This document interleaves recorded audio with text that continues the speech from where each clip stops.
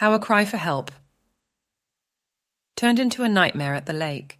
We had been looking forward to this camping trip for months.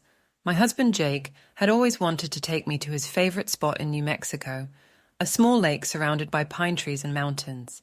His parents, his brother and his wife, and a few of their friends were joining us for a weekend of fun and relaxation. We arrived at the lake on Friday afternoon and set up our tents in a clearing near the water. There was only one other group of campers nearby, a friendly bunch of young people who introduced themselves as Mike, Lisa, Tom, Kelly, Sam, and Jen. They invited us to join them for a bonfire later that night, and we gladly accepted. The evening was pleasant and warm, and we enjoyed roasting marshmallows, drinking beer, and sharing stories with our new acquaintances. Jake and I cuddled on a blanket, watching the stars and the fire. It was perfect, until we heard it. A high-pitched scream pierced the air, followed by a sobbing voice that sounded like a little girl. "Help me! Please help me!" We all jumped up, startled and alarmed. We looked around, trying to locate the source of the noise. It seemed to come from behind our tents, where there was a large field that stretched for miles before reaching the forest. "Did you hear that?" Jake asked, grabbing a flashlight. "Yeah, what the hell was that?" Mike said, his eyes wide. "Maybe it's a prank," Lisa suggested. "Some kids messing with us." "But there are no kids here," Kelly pointed out. "We're the only ones camping in this area." "Maybe someone got lost," Tom said. "Or hurt." "We should check it out," Sam said. "Maybe they need help." We all agreed and grabbed our flashlights and jackets. We walked towards the field, following the sound of the voice. It was still crying and calling for help, but it sounded farther away than before. "Hello!" Jake shouted. "Where are you? We're here to help." There was no answer, only more sobs. We reached the edge of the field and scanned the area with our flashlights. The grass was tall and dry, swaying in the breeze. There was nothing else in sight, except for one thing. A figure stood in the middle of the field, about 100 feet away from us.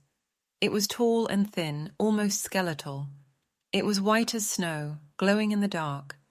It had long arms and legs, and a small head with no discernible features. It looked like a human, but not quite. It looked at us with blank eyes and opened its mouth. "Help me! Please help me!" It was the voice of the little girl. We all gasped, frozen in shock and fear. What was this thing? How could it make that sound? Why was it here? "What the fuck is that?" Jen whispered. "I don't know," Mike said.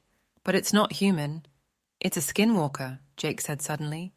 "A what?" I asked. "A skinwalker," he repeated. "A creature from Navajo folklore. They can shapeshift into any animal or person they want. They're evil and dangerous." "How do you know that?" Lisa asked. "My grandma told me stories about them when I was a kid," Jake said. "She said they live in these woods, and they prey on unsuspecting travelers. They lure them with cries for help or friendly voices. Then they kill them and take their skins." "That's crazy," Tom said. "You don't really believe that, do you?" "I do now," Jake said. The thing in the field tilted its head, as if listening to our conversation. Then it smiled, revealing sharp teeth. "Please," it said again, "help me." It started to move towards us, slowly at first, then faster. "Run!" Jake yelled. We turned around and ran back to our tents as fast as we could. The thing followed us, still screaming and begging for help. It sounded like it was right behind us, but we didn't dare look back. We reached our campsite and dove into our tents, zipping them up tight. We grabbed our phones and tried to call 911, but there was no signal. "We're trapped," Mike said. "What do we do?" Lisa asked. "We wait until morning," Jake said. "Maybe it'll go away by then." "Or maybe it'll break into our tents and rip us apart," Jen said. "Don't say that," Kelly said. We all fell silent, listening to the thing outside. It was still crying and calling for help, but it also started to laugh. A horrible laugh that made our blood run cold. It circled around our tents, taunting us and teasing us. It mimicked our voices, saying things we had said earlier that night. It tried to trick us into opening our tents, pretending to be one of us. "Hey, it's me, Jake," it said. "I found a way out. Come on, let's go." "Nice try," Jake said. "Kelly, it's Tom," it said. "I'm hurt. I need your help." "Shut up," Tom said. "Lisa, it's Sam," it said. "I love you. Please, come with me." "Go to hell," Sam said. It went on and on all night long. We didn't sleep a wink.